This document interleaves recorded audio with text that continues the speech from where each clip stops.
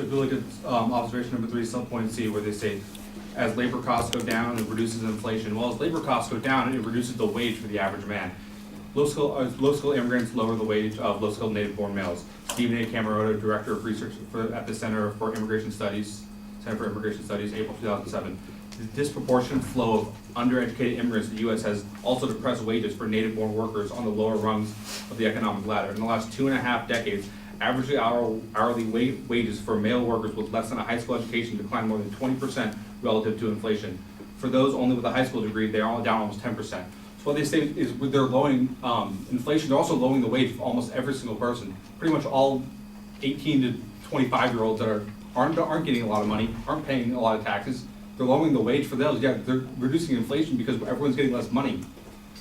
You can look at subpoint observation number 3, subpoint D. Prices low. So they had 1% immigrant increase, 0.5 product prices. What does that even mean? 1%. So 1% more immigrants come in, and 0.5% of products come in go down. Well, as they stated, immigrants don't have a lot of money, so they don't spend a lot of money. So the prices the products they're buying aren't even that expensive. So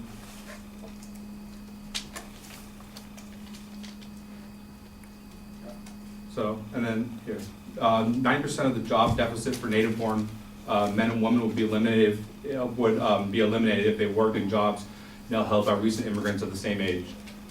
So pretty much, if all these low-skilled immigrants just went up and left, I know it's kind of mean, but almost all the unemployment, especially for us younger people that don't have a college education, that aren't making a lot of money, we'd all have jobs, we'd all have good jobs that we'd want.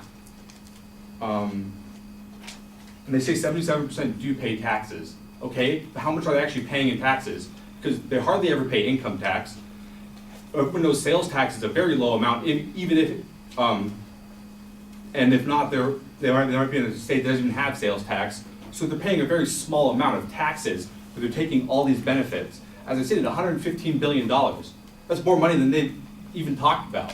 You can't argue with $115 billion that state and federal government are having to spend for these illegal immigrants to give back $10 billion for Social Security, or $15 billion for Social Security, or $10 billion in sales tax and a tad bit of income tax.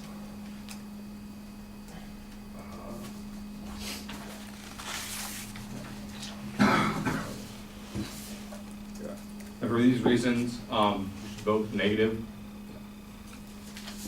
Give the 4 of them a round of applause, please.